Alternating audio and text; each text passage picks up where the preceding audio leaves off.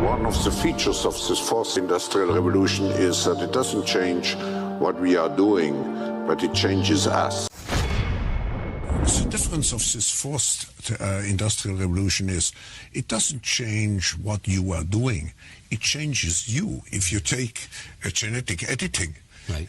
Just as an example, it's you who are changed. Yeah. And of course this has a big impact on your identity. Yeah. Editing your genes? Cool, I'll explain that later. But first, why do so many people consider this guy, Klaus Schwab, to be the most dangerous man in the world? Well, there's some reasons.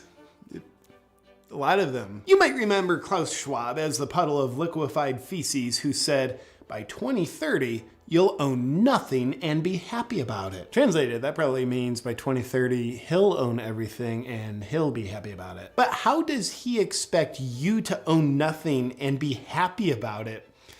Oh, he's got a plan. Now, I'll tell you about it in a minute. But before I do, a little bit about Klaus Schwab. He's the author of COVID-19, The Great Reset.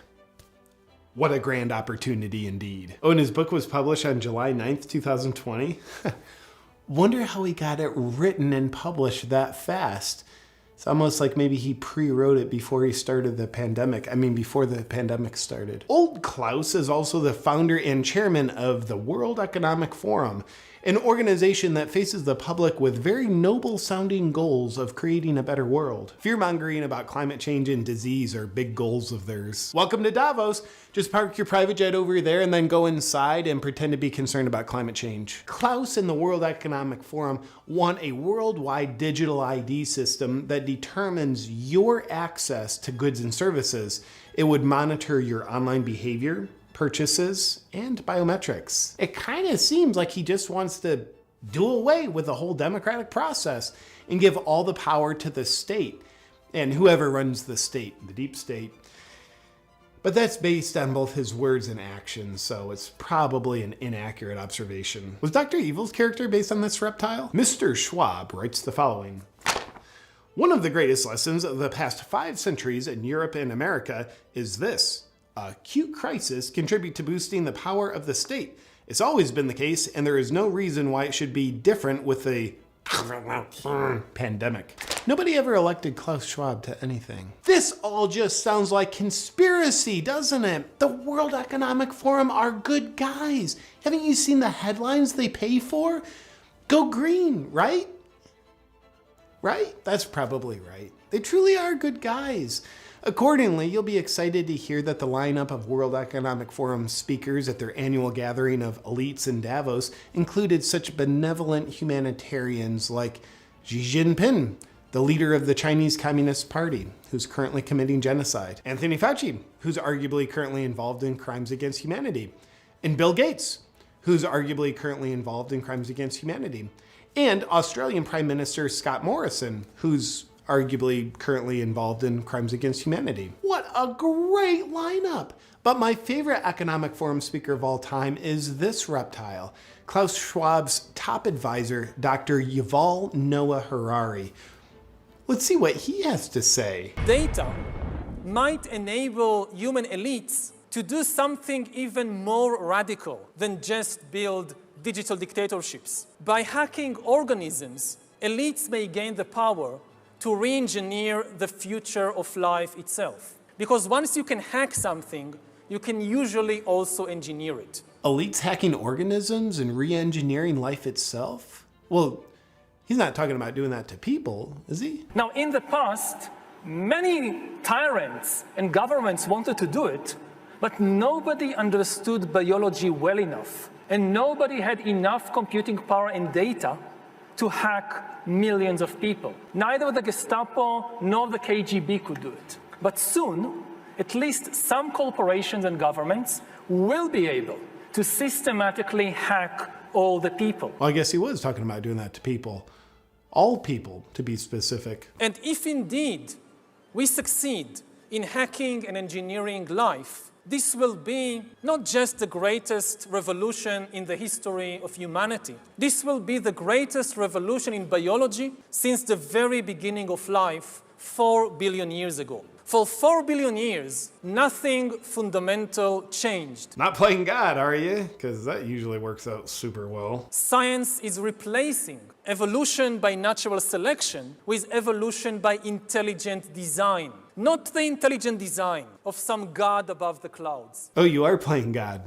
Say more. Evolution by natural selection with evolution by intelligent design. Not the intelligent design of some God above the clouds, but our intelligent design and the intelligent design of our clouds. The IBM cloud, the Microsoft cloud, these are the new driving forces of evolution. Gosh, you wouldn't by chance have a plan in place on how to control people with your cloud technology, would you?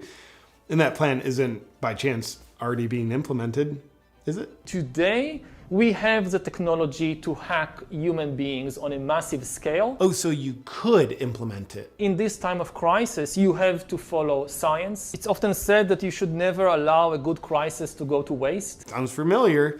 And I guess you are implementing it already. Didn't anyone bother telling this guy not to say any of this out loud on camera? It's a lot of evidence. Surveillance, people could look back in 100 years and identify the coronavirus epidemic as the moment when a new regime of surveillance took over, especially surveillance under the skin. My brain, my body, my life, does it belong to me or to some corporation or to the government or perhaps to the human collective? This guy's revealing the whole plan. He's gonna ruin it. The World Economic Forum, out for the good of humanity. You'll own nothing, not even your own DNA, if we have our way. Now for some additional fun facts about Klaus Schwab and the World Economic Forum.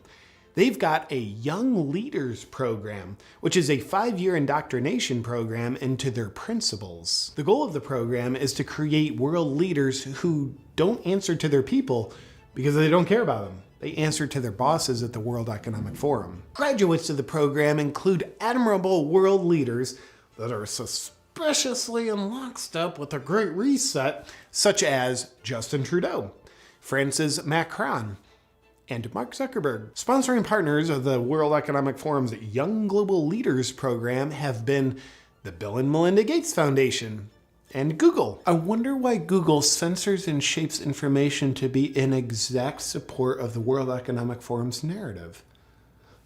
Oh, another fun fact, the World Economic Forum is predicting a worldwide cyber attack. I'm pretty much a wizard at predicting the things I'm gonna do too. The very concerned Schwab believes the cyber attack could bring a complete halt to our power grid, transportation, hospital services, and to our society as a whole. The World Economic Forum then simulated the cyber attack.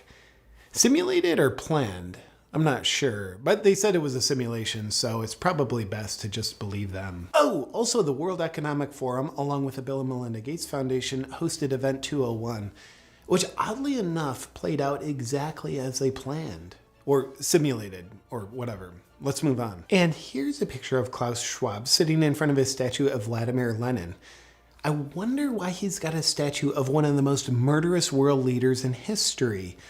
Lenin killed an estimated 5 million people. And finally, remember Schwab's whole thing about you'll own nothing and be happy about it?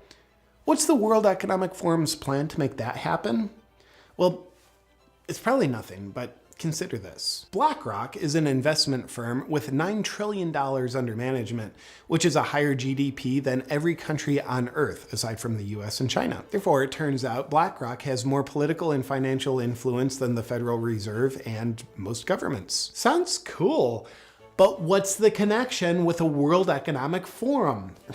Well, again, and it's probably nothing, but BlackRock CEO Larry Fink is also just a board member of the World Economic Forum. Well, that's super convenient and probably just a coincidence. Is the World Economic Forum and BlackRock colluding in corporatism, where an unelected corporate elite dictates top down to the population? Well, they couldn't be doing that because they'd have to infiltrate the government, which they haven't done.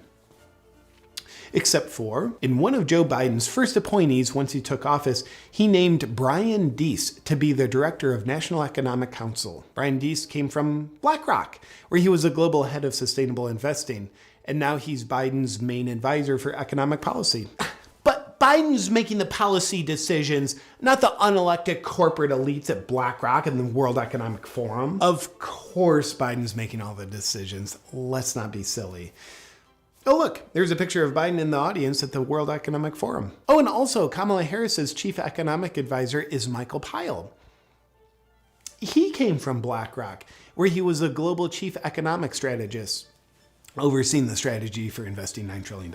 Well, it looks like corporatism, but it's probably not. But if it was, it would actually be a viable strategy for BlackRock and the World Economic Forum to own everything and for you to own nothing. Oh, fun fact, BlackRock is buying up single-family homes at an alarming rate, oftentimes paying 20 to 50% above asking price, so normal people like you and I can't own the homes. Now, there is an interesting pattern to all this.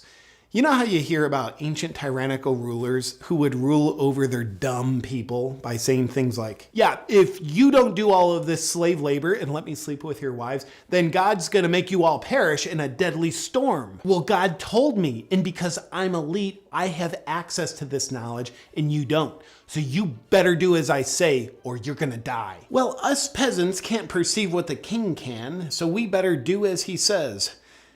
Go ahead and bang my wife.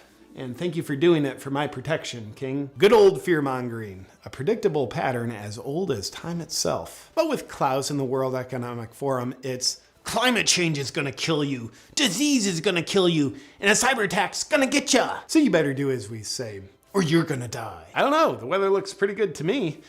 Why don't you ever smile, Klaus? You look like a sociopath. No, you don't understand. We elites have access to knowledge that you don't. So you better listen to us or you're gonna die. Same old fun pattern of fear-mongering.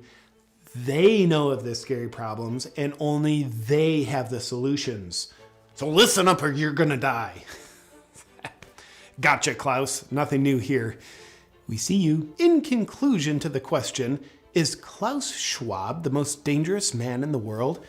Here's his top guy again. Humans are now hackable animals.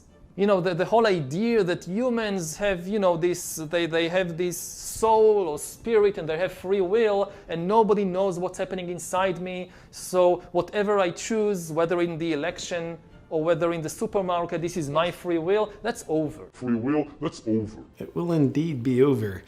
If you outsource your thinking to outside influences and take the easy way out by choosing obedience over bravery. Doing so makes you very susceptible to being manipulated by fear. And if this happens, you will fail at remaining a free, sovereign individual. But here's how Schwab and his friends, who sociopathically never smile, fail at their great reset and you succeed at remaining a free, sovereign individual. Be guided by your own critical thinking and what your heart and soul knows is right. And choose bravery over obedience. Obedience or bravery? Outsource your perspectives or do your own critical thinking? We are in the process of either the Great Reset or the Great Awakening, and the choice isn't Klaus Schwab's. The choice is yours.